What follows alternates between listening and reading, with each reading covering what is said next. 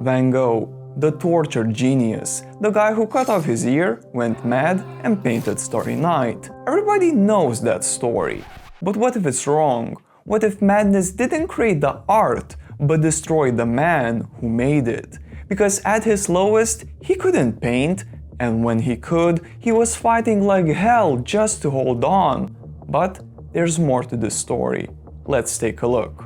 Vincent was born in 1853, exactly 1 year after his parents' first son, also named Vincent, was born dead. So Van Gogh grew up knowing he had replaced a baby who never lived. And every year, on his birthday, he passed by a gravestone with his own name on it. That's not just eerie, that shapes you. He wasn't born an artist, he was born a shadow.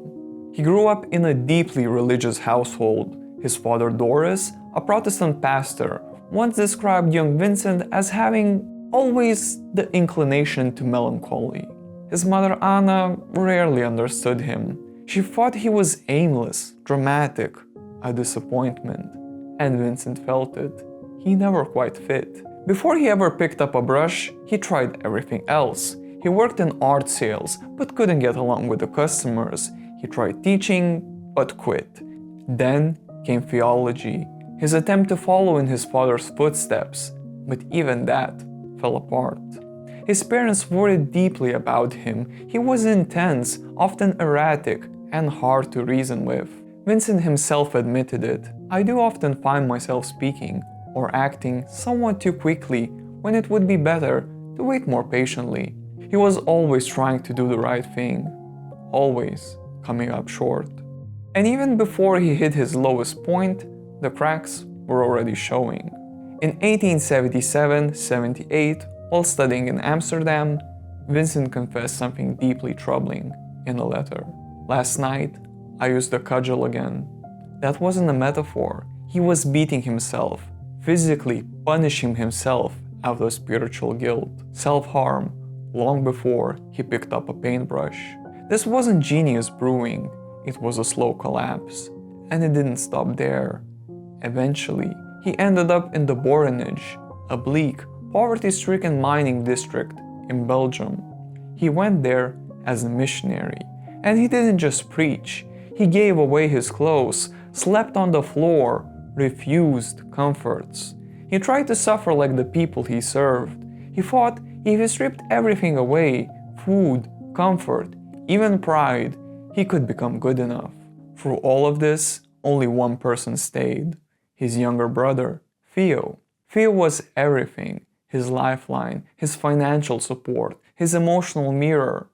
Vincent clung to him with a desperation that still stings when you read their letters. He wrote to Theo, I am more or less without permanent employment, wandering from pillar to post. He had no money, no plan, no stable work, just a kind of spiritual desperation. His father even wanted to have him committed to a mental asylum, and for a moment that almost happened. So how did that become the beginning of a genius story? It didn't, until we look back and rewrote it, until we gave the pain a purpose it didn't have at the time. But in the moment, there was no art, no plan, no redemption. There was just a man in crisis. And then something shifted. In July 1880, after years of failure, Van Gogh wrote to Theo, I have reached a sort of impasse. I'm in trouble. What else can I do? He was completely lost. But then, in the same letter, something flickered. There is something inside me. But what can it be? That wasn't madness speaking. That was a human being asking, is there anything left in me that's worth saving? Later, Jo Van Gogh Bogner, Theo's wife, would write that this moment came from the old wish, the old longing to serve and comfort humanity. He didn't want to be a genius, he wanted to be of use, even if he wasn't sure what he had to offer. In that same letter, he called himself a more or less objectionable and shady sort of character. At any rate, a bad lot. And yet, he picked up a pencil. Not because he knew what he was doing, but because he had nothing else. I said to myself, I will take up my pencil, I will go on with my drawing. From that moment, everything has seemed transformed for me. This is where the real story starts. Not with a masterpiece, not with madness, but with a man who had been through hell and was trying to hold on. So if Van Gogh's early suffering wasn't about art, and he wasn't a genius born to be broken, then what did becoming an artist actually look like? What was he really chasing through his work? And what happened when the world didn't give it to him? If you're enjoying this trip through the life of Van Gogh, consider subscribing, it helps me keep going. After everything collapsed in the Borinage, art became Vincent's new religion. He threw himself into it with the same intensity that had once led him to sleep on the floor and give away his clothes. But this wasn't madness, not yet. This was something else. It was a climb. He didn't spiral downward, he climbed upward, one sketch at a time, trying to build something out of the wreckage of a life that had never quite taken root anywhere else. His first stop? The Hague, a city full of artists and home to his cousin-in-law Anton Mouave, a respected painter who had offered encouragement and advice. That connection gave Vincent hope. Maybe, finally, someone would take him seriously. But this wasn't some laid-back mentorship.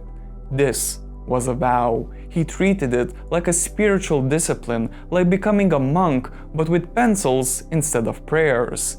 Vincent didn't believe in inspiration without structure. He didn't start by spilling emotion onto canvas. He started with fundamentals, learning how to see, how to measure, how to control a line. He told Theo he wanted to draw the way people write, simply, fluently. But he knew that kind of ease only came after years of study. So he got a copy of Charles Bargues's drawing course, a notoriously difficult series of lithographs meant for students to copy with absolute precision.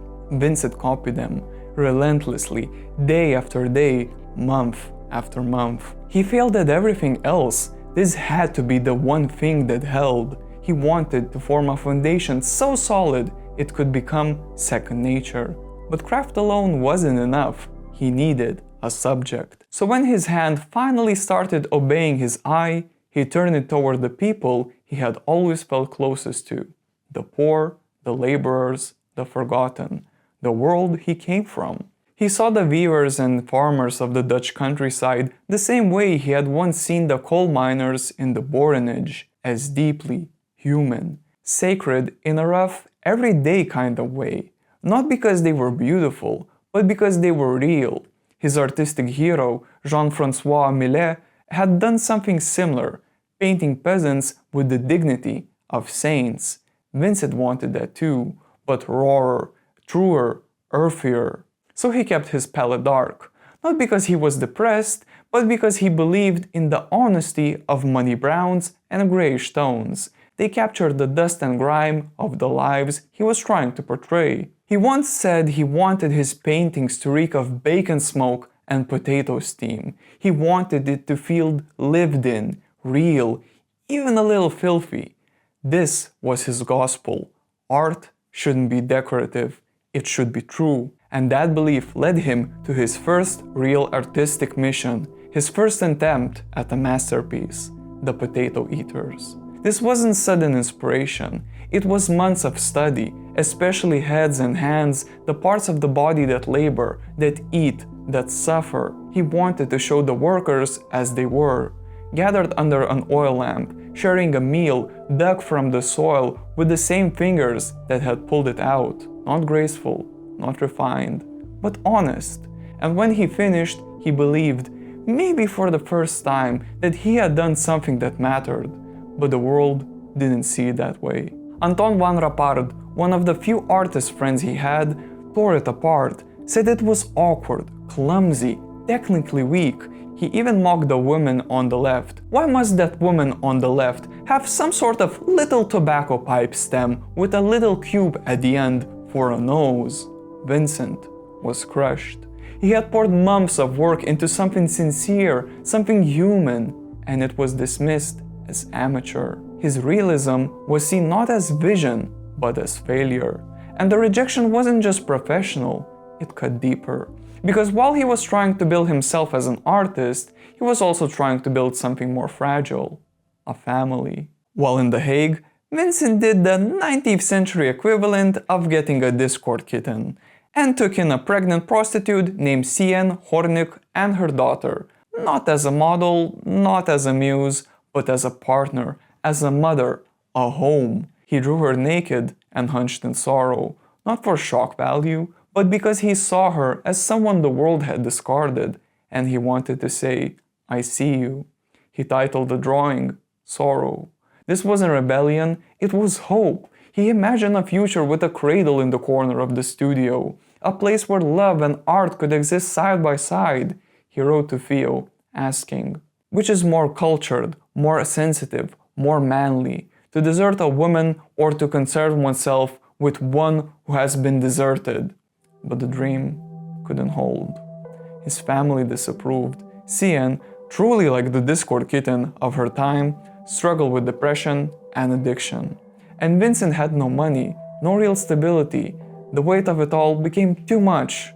Slowly, then all at once, the relationship crumbled. Eventually, he left. Not out of cruelty, but collapse.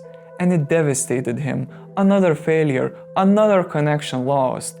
Even Theo, his lifeline, was beginning to lose patience. He begged Vincent to paint lighter subjects, to brighten his palette, to make art that might sell. But how could he? He had spent 5 years building this life, this vision, this gospel of the real. He believed that if he just worked hard enough, if he stayed honest, it would be enough. But now, that work was being rejected. The love was gone. And the truth, the very thing he had sacrificed everything for, felt like a dead end. So where do you go when even truth won't save you? For Vincent, the answer was Paris. In 1886, he showed up, unannounced, at Theo's door. Imagine it, a ghost from the muddy Dutch countryside, lugging canvases so dark and heavy they look like slabs of earth. Paintings full of farmers' faces and sad fields. And now, suddenly, he was standing in the center of the brightest and fastest city in Europe. Paris was obsessed with something completely different: light. Painters here didn't care about moral lessons or grim struggles. They cared about how the sun lit up leaves just a moment before the wind moved them, how water sparkled, changed color, then disappeared. They weren't painting what something was, they were painting what it felt like in a single, passing second. At first, it was almost offensive to Vincent. Back in Holland, he believed truth had to be dark, that you found honesty by digging into browns and blacks, showing life at its roughest. But Paris wouldn't let him look away. During the day, he wandered through endless galleries, letting bright colors crash into him. At night, he crammed into smoky cafes where young painters argued for hours about what art should be. He'd come home and keep Theo up half the night, still tangled up in all the wild new ideas. It was overwhelming, but it was also like breathing fresh air after years underground. Vincent needed to change. He couldn't keep living like the Discord kitten-loving doomer boy he'd become. So he did the only thing he knew how to do. He worked. He started training himself to see like these new artists. He painted with short, flicking brushstrokes, trying to catch the way sunlight broke through the branches. He forced himself to smash bright colors side by side, pink next to green, red against yellow, and watch them fight or glow. Those dark Dutch paintings he'd brought with him looked heavier by the day. His new work was exploding with color. He painted flowers again and again, not because he loved flowers, but because they forced him to actually see color, to shake off his habit of turning everything into brown and gray. And none of this was madness. It was deliberate, controlled. He was tearing down everything he knew on purpose, hoping he could build something stronger. Then he found something that changed everything: Japanese prints. All over Paris, people were buying these simple pictures of trees, rivers, and curved bridges. No dark shading, no heavy moral stories, just clean lines, big flat areas of color, quiet scenes that felt balanced and calm. Vincent couldn't get enough. He filled the walls of the tiny apartment he shared with Theo with these prints. He copied them into his sketchbooks, not to steal, but to figure out why they felt so complete. How could something so simple be so powerful? For him, it wasn't just trendy. It was like finding a new language. Maybe, finally, it could help him sort through the chaos inside his own head. And while all of this was happening, he kept testing it on the only model who never complained, himself. In just 2 years, Vincent painted more than 20 self-portraits. At first, he still seemed like a gloomy farmer, his face rough and shadowed. But slowly, the brushstrokes broke apart, the colors danced. Suddenly, he was sharper, cleaner, wearing a soft hat, starting to look like he actually lived in Paris. But Paris was brutal. It was a furnace of ambition. Everywhere you turned, someone was trying to destroy the last big idea just to build their own. It was exciting, but also ruthless. It wore Vincent down. Living with Theo didn't make it easier. Theo was still his lifeline. He paid rent, sold what paintings he could, but he was also a practical art dealer, always worrying about money and clients. Their cramped apartment was overflowing with canvases, tension, and two brothers who loved each other so fiercely it sometimes hurt. Vincent was still searching for something more. Not just new brushstrokes or clever color tricks. He wanted a family, a brotherhood of artists who weren't competing but chasing truth together. But most of the friendships he tried to build fell apart. Under jealousy, misunderstandings, or just the weight of their own hopes. Over and over, he found himself alone again. So he started dreaming, this time about the South. He pictured a place with clear, honest sunlight that could burn away all the showy Paris fakery, a quiet town where he could build what he called an atelier of the South. Not just a studio, but a real community of painters living and working side by side. A family, at last. Somewhere where art didn't have to be clever or competitive, it could just be alive. Paris had given him something priceless. It broke his old habits, taught him to truly see color, opened up a whole new artistic language. But it hadn't given him peace. It sharpened his art, but cut deep into his spirit. So he packed his bags, not to flee madness, but still chasing the same hope. To find a place where painting and life could finally breathe together. Paris had taught him how to paint light, but now he needed to find a place where he could actually live in it. So Vincent had finally learned how to paint light, but life, it stayed just as heavy. Paris had worn him raw. The noise, the grey damp air, the scramble to keep up with other painters, it all just weighed on him. He fought with friends, felt stretched thin, and worst of all, watched Theo grow sick under the pressure of supporting them both. So leaving Paris wasn't just running away, it was almost an act of sacrifice, a last, desperate gesture of brotherhood, hoping Theo might finally breathe easier if he was gone. He packed up his new colors, the fragile hope that maybe life could still change, and boarded the train bound for Provence, a sun-soaked region in the south of France, famous for its vineyards, olive gardens, and fierce, blinding skies. He landed in Arles, a quiet little town surrounded by rolling fields and wind-battered plains. For Vincent, it wasn't just a change of scenery, it was a pilgrimage, a last, desperate shot at finding the world he'd been chasing all his life. The first thing that hit him? The light. It wasn't like Paris at all. The sun here was sharper, almost electric. He wrote to Theo that the colors didn't just sit politely on things, they burst out of them. Red earth, green vines, purple shadows. It was so intense, he felt he could finally express himself forcibly through color, alone. He dreamed of paintings that felt like staring straight at life, without the grey filters everyone else seemed to need. But paradise gets lonely fast if you're the only one living in it. The locals found Vincent odd. They saw a shabby man with wild eyes and paint-streaked clothes wandering the streets, sometimes talking to himself. The children teased him but were also frightened, and the few artists nearby wanted nothing to do with this intense foreigner. So all that craving for family, for community, for somewhere he finally fit, poured straight into one blazing idea. If no one would give him a sanctuary, he'd build one himself. He found a small two-story house on the edge of town, its walls painted a startling, cheerful yellow. This was the yellow house. Not just four walls and a roof.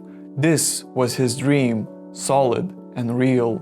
He called it the Studio of the South, hoping it might grow into an artist colony where painters lived side by side, chasing truth instead of money.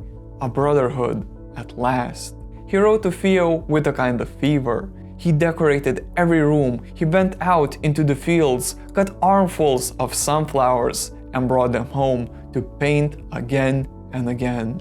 Not because he adored sunflowers themselves, but because he wanted them blazing on the walls like banners, symbols of hope, of warmth, ready to greet the friends he hadn't even found yet. But a brotherhood needs brothers. For Vincent, that meant Paul Gauguin. Gauguin was everything Vincent wasn't. Older, a former stockbroker, confident, tough, well-traveled. He'd helped pioneer bold new art movements in Paris, but by the time Vincent reached out, he was kinda washed. He was broke and bitter, looking for any way to keep painting.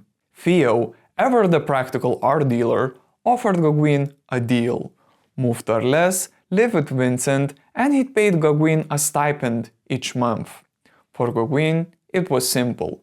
Money, shelter, a chance to paint without creditors hammering at the door. But for Vincent, it was everything. He bombarded Gauguin and Theo with letters, begging, planning, spinning out visions of the masterpieces they'd create side by side. When Gauguin finally stepped through the door that October, Vincent was overjoyed. He wrote to Theo, "The house is going very, very well and is becoming not only comfortable, but also an artist's house." For a moment, it felt like salvation, but almost immediately, reality moved in too. Vincent wanted a soulmate, someone who burned for art like he did. Gauguin just wanted a calm studio and a guaranteed paycheck. Their approaches weren't just different, they were total opposites. Vincent painted outdoors, trying to wrestle the sun onto the canvas with quick, furious strokes. Gauguin thought painters should wait, let ideas ripen inside, then paint slowly, from memory. Vincent worshipped the chaotic passion of Delacroix. Gauguin admired the precise, classical lines of Ingres, an artist Vincent couldn't stand. Vincent thought Provence was a miracle. Gauguin called it petty and shabby, and complained endlessly about the food, the winds, the provincial locals. Even the brilliant yellows that meant everything to Vincent. Gauguin laughed them off. Shit, everything is yellow. I don't know what painting is any longer," Gauguin wrote. Vincent had dreamed of staying up late together, arguing about art so fiercely it would change the world. Instead, tension took over. It was like living inside a Reddit thread, charged like a storm waiting to break. He wrote to Theo that their discussions were terribly electric, leaving them drained like an empty battery after discharge. The truth hit hard. The yellow house wasn't a refuge anymore. It was turning into a battlefield. Vincent was terrified of losing everything, so he did something unthinkable, started trying to paint like Gauguin. He even gave up painting from life, the one thing he'd always stood by, and tried working from memory, just to prove he could do it in Gauguin's way. Under Gauguin's influence, he painted Memory of the Garden at Eton, an imagined scene of his mother and sister conjured from memory. It was like watching him carve away at his own soul, hoping it would make Gauguin stay. But it didn't. Almost from the day he arrived, Gauguin was already plotting how to leave. For Vincent, that wasn't just heartbreak, It was devastation. If Gauguin walked out, the studio of the South would collapse, the Brotherhood would vanish. He'd be left alone, only now surrounded by the ruins of his brightest dream. Then came December 23rd. That night, after yet another fierce argument, Gauguin stormed out into the rain. Vincent followed, maybe with a razor. Nobody knows exactly what was said. Gauguin later claimed there was something in Vincent's eyes that made him back away and find a hotel for the night. Vincent returned to the Yellow House, to the silence of a dream that had finally shattered. And that's when it happened. He went upstairs, stood in front of a mirror, picked up a straight razor, and cut off a part of his left ear. This is the moment the world never forgot. The torture genius, the madman with a blade, the story that would overshadow everything else he ever painted. But that's not what it was. It wasn't some fevered act of artistic passion. It wasn't a romantic sacrifice for genius. It was a psychological collapse. The hospital record called it an attack of acute mania with generalized delirium. Dr. A, the young physician who treated Vincent, thought it was a kind of epilepsy, but even he seemed to grasp that this was something beyond simple seizures. This was Vincent cracking under the unbearable weight of seeing his last, most desperate dream crumble. Because Gauguin was gone, the studio of the South had fallen, and Vincent was left standing alone in the ruins of the family he had tried so hard to build. So what happens after your last desperate dream finally falls apart? For Vincent, it meant waking up to something worse than any nightmare. Christmas morning, 1888. Hours after he'd cut off a part of his own ear, the police arrived at the Yellow House. They'd been alerted by Gauguin, who had fled the night before, shaken by their final confrontation. Inside, they found Vincent curled up in bed, barely conscious, drenched in blood. He didn't even seem to know what he'd done. The police carried him off to the hospital in Orleans, then sent a telegram to Paris to alert Theo. By the time Theo arrived, breathless, terrified of what he might find, his brother was already locked away, muttering half-formed fears. Theo sat by his bed on Christmas Day, desperate to bring him back with stories of their childhood. Sometimes it worked. Vincent would smile faintly, talk about summers when they were kids, the house they grew up in. Then the light would fade, replaced by the shadows only he could see. It was too much for Theo. Within hours, he fled back to Paris, taking Gauguin with him and leaving Vincent completely alone. From then on, his life turned into a brutal cycle, short stretches of uneasy calm, then terrifying collapses. The people of Orleans, who once just thought he was a strange outsider with paint-flecked clothes and blazing eyes, now whispered openly. They started calling him the madman of the square, spreading rumors he was dangerous. Eventually, they drew up a petition demanding he be locked up for the town's safety. That shattered whatever was left of his hope. The Yellow House, once his bright dream of a brotherhood, now stood empty, a silent monument to how completely he failed. He knew he couldn't stay, so in May 1889, Vincent did something that felt like both surrender and survival. He checked himself into the mental asylum of Saint-Rémy, a quiet village not far from Orleans. It wasn't exactly prison. For Vincent, it was a last refuge, fixed on walls to keep the outside world at bay, and maybe, if he was lucky, to keep his demons from spilling out again. But this chapter wasn't about giving up. It was about trying to live.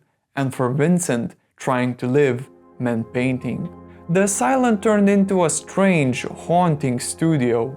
By the day, he was a patient, surrounded by men lost in their private hells. But that quiet, that private space, stripped away everything else, the debts, the gossip, the need to please critics or buyers. Inside those walls, all he had was his work. And that, he wrote to Theo, was his lightning conductor for the illness, the only thing that could keep the storms in his head from burning him alive. But the storms still came. Some days he was seized by hallucinations, crushed by waves of dread. Sometimes he was so convinced he was being poisoned that he tried swallowing his own paints. During those attacks, they locked him in his room for days, even weeks. When he finally emerged, he was like someone crawling out from under rubble, shaken, ashamed, wrung out. Yet the moment his mind steadied, he picked up his brushes again. Because that's what people miss. Vincent didn't paint because he was mad. He painted in spite of it. His art wasn't born from his illness. It was his rebellion against it. From behind the barred window of his tiny room, he looked out and painted the Starry Night. It wasn't just a scene, it was a whole universe unraveling. The sky churned and boiled, stars burned like tiny suns. A dark cypress clawed upward as if it was desperate to break free from the earth. That was his loneliness, his longing, his private night terror splashed across the canvas. When he was allowed into the gardens, he painted the twisted olive trees and sun-soaked wheat fields that surrounded the asylum. Their battered, stubborn shapes felt like something he needed to believe in, proof that even scarred things could keep reaching for the light. And when he couldn't go outside, he turned inward. He wrote to Theo, asking for black and white prints of paintings by Millet and Delacroix. Then he started what he called translations. They weren't just copies, it was like he pulled those other artists' worlds straight through his own heart, flooding them with raw, electric color, trying to build a brotherhood on canvas since the real one had failed him. Just as he was finding some fragile rhythm, the outside world broke in again. In early 1890, a young critic named Albert Aurier published a fiery, almost religious article called The Isolated Ones, Vincent van Gogh. For the first time ever, someone truly saw him. Aurier didn't just say Vincent was talented, he called him a visionary, a martyr, even a kind of prophet of a new art that could cut straight to the deepest nerves. But instead of joy, it terrified Vincent. He wrote back saying Aurier had it all wrong, that the praise should belong to Gauguin or to Monticelli, a forgotten painter whose bold colors Vincent felt they both owed a debt to. This kind of spotlight felt like a lie, a beautiful, crushing lie he could never possibly live up to. Around that same time, he sold a red vineyard at an exhibition in Brussels. It was his only major sale at a decent price. It should have felt like a triumph. Instead, it just deepened his guilt. How could that tiny bit of money ever scratch the mountain of debt Theo carried to keep him afloat? And Theo's life was changing too. He'd married Jo Bogner, and they just had a baby boy named Vincent William. A breathtaking, painful honor. Theo asked him to be the godfather, but Vincent couldn't stop worrying that whatever darkness ran through his veins might find its way into this tiny child who now carried his name. So he poured all that love and fear into a gift for them, a painting of delicate white almond blossoms against the brilliant blue sky, a trembling wish for hope, for new life, for something pure to grow where so much pain had been. But by spring, the asylum felt less like a refuge and more like a cage. He had to get out. Theo arranged for him to move to Auvers, a village just north of Paris, under the care of Dr. Paul Gatchett, a physician who loved art and had once cared for painters like Cézanne and Pissarro. It sounded perfect, a gentle way back into the world with someone who understood both medicine and the strange burden of trying to make art. So in May 1890, after a year locked away, Vincent boarded a train north, chasing one last fragile chance. When he arrived, it was like a dam broke. He launched into a furious storm of painting, almost a painting a day for 70 days straight. He painted Auvers' winding streets, its rustic roof cottages, the vast, restless wheat fields that seemed to stretch on forever. He painted Dr. Gatchett, hoping to find reassurance in the eyes of a doctor. But what stared back wasn't a healer. It was a man hollowed out by the same sorrows Vincent carried. He is sicker than I am, I think. When one blind man leads another blind man, don't they both fall into the ditch? He wrote to Theo. Meanwhile, Theo was falling apart too. His health was failing, money was tighter than ever, and Vincent couldn't shake the guilt that he was dragging both of them under. So he did the only thing he knew how. He painted. But those last canvases say everything he couldn't. Wheat fields under storm-dark skies, twisting paths that lead nowhere. I'm trying to show sadness, he told Theo. Extreme loneliness. And in what would become one of his final works, Wheatfield with crows, dark birds explode beneath a menacing sky, like all his grief taking flight at once, leaving only emptiness behind. Then came July. One afternoon, Vincent walked out into those fields and suffered a gunshot wound to his upper stomach. Somehow, he staggered back to his small room at the Rouvaux Inn. That night, the innkeeper, Gustave Rouvaux, found him, still alive, barely. Dr. Gatchett rushed over. He tried to send a telegram, but Vincent refused to give Theo's address. Maybe out of shame, maybe stubborn pride, maybe he simply didn't want his brother to see him like that. So Gatchett handed the letter to a young Dutch painter staying at the inn, who carried it by hand to Paris the next morning. Theo rushed to his side. He found Vincent lying on his narrow bed, smoking his pipe, almost strangely calm. For 30 hours, they sat together, speaking softly in Dutch, about childhood, about everything that was simpler when it was just the two of them against the world.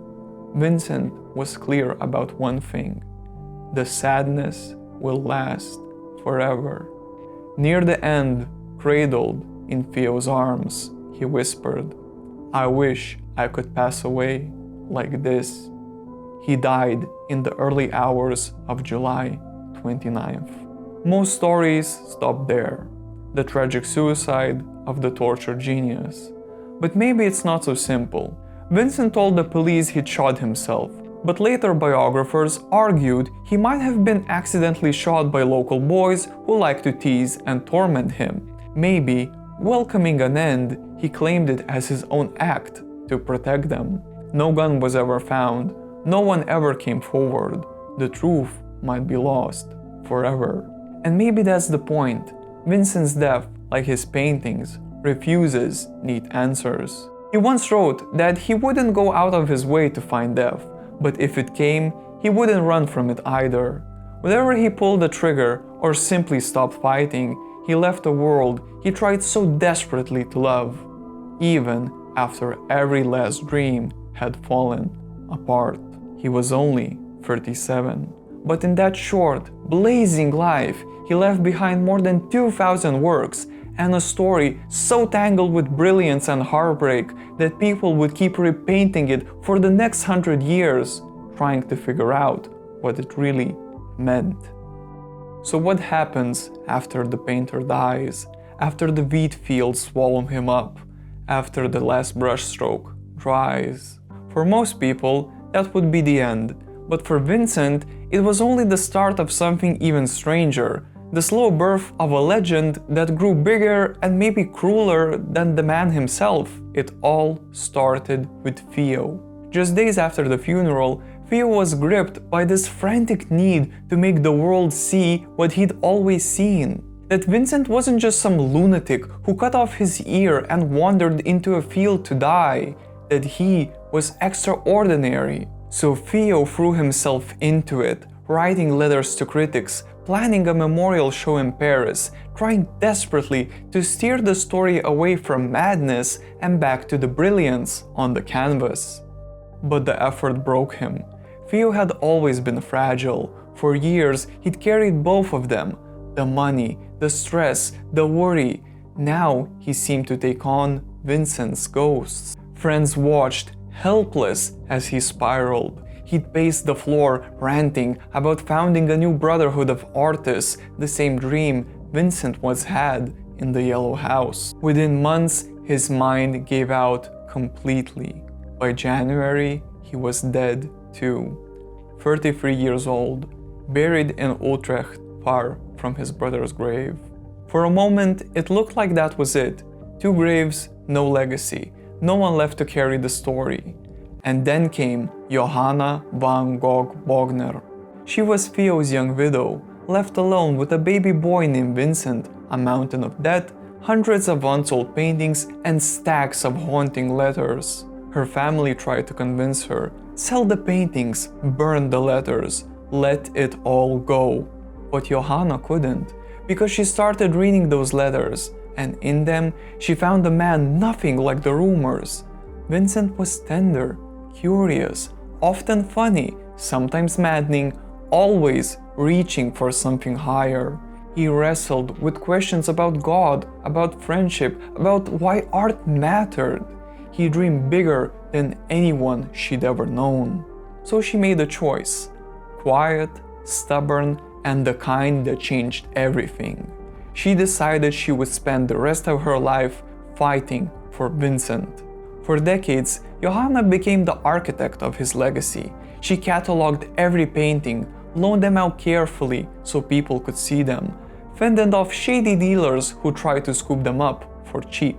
She worked to get Vincent's letters published, not to cash in, but to let the world meet the real Vincent. She even wrote that she hoped people wouldn't get so wrapped up in the drama of his life that they missed the art itself. But that's exactly what happened, because the world loves a myth, and Vincent's story was almost too perfect. A fragile genius tormented by demons, pouring out a few masterpieces before dying alone. It was a clean narrative, a neat tragedy. The tortured genius myth is so easy to buy. It says great art doesn't come from years of sweat, failure, and brutal self-doubt. It comes from madness, a gift that's also a curse. It makes genius feel like magic. And people ran with it. In 1934, Irving Stone wrote Lust for Life, a blockbuster novel that turned Vincent into this holy martyr of suffering. Hollywood pounced, the movie followed, and in 1956, suddenly the whole world knew Van Gogh, or at least a tear-soaked, technicolor version of him.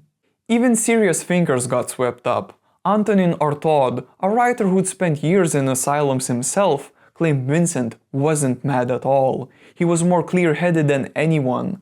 A prophet so piercing that society had to destroy him. It was society that suicided Van Gogh, Artaud roared. It's poetic. It gives Vincent's pain a dark kind of nobility. But it's also another story that doesn't quite fit. Because here's what people miss.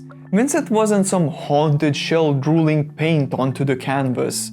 He read everything he could get his hands on. Shakespeare, Victor Hugo, Dickens, Zola, the Bible, piles of books on art and philosophy. In his letters, he once told his friend Émile Bernard, a younger painter he mentored, that writing a letter was just as hard and sacred as painting a picture. He even wrote to Theo that loving books was as holy to him as loving Rembrandt. Does that sound like someone ruled by madness? Or someone desperately trying to figure out the world and himself, piece by piece? And what about the craft? People love the image of Vincent madly splashing paint in a fit of inspiration. But before he started his famous sunflowers in Orly, he planned out every detail, the sizes of the canvases, how they hang together, which yellows would glow beside which greens, even how much paint he'd burn through. He once said painting felt like a duel, his fiery ideas clashing with the calm control of his hand. He admired old masters like Franz Hals because they could paint fast, but only because they spent years learning how to do it right. And there was the theory. Vincent didn't want to paint things that looked literally true. He wanted them to feel more true than reality. He believed you had to twist, exaggerate, simplify, to show what life felt like inside your chest. That's why, when he painted the Night Cafe, he made the colors so jarring and ugly. He called it one of the ugliest paintings he ever did, on purpose, because he thought the clashing reds and greens captured, in his words, the terrible human passions of the place better than a pretty scene ever could. That raw honesty is something artists still chase today. This wasn't madness, it was deliberate, it was gutsy. So what really made his life so volatile? Theo probably understood it best. He said Vincent was like two people, one gentle, loving, unbelievably deep, the other stubborn, sharp, impossible to calm. Modern doctors who study his letters see more than just psychosis. They see traits of what we now call borderline personality disorder, unstable moods, fears of being abandoned, a self-image that cracked and changed from one day to the next. That wasn't the source of his genius. It was one more storm his genius had to survive. And maybe that's what really flips the myth on its head. Because in the end, Vincent's paintings weren't proof he was crazy. They were proof he was still fighting. Every brushstroke was him trying to stay tethered to something, to beauty, to people, to being alive. That's why Johanna Van Gogh Bogner matters so much. She didn't just keep his canvases out of dusty basements, she tried to keep his humanity intact. She wanted the world to see that Vincent wasn't just a madman with a bandaged ear, he was a thinker, a dreamer, someone who clawed his way out of darkness again and again for one more chance to capture something true. So maybe the question isn't why was he so broken, it's why do we need pain for art to matter. If you enjoyed this video, I think you'll like this one too. It's a story about how and why modern art happened and how it ended.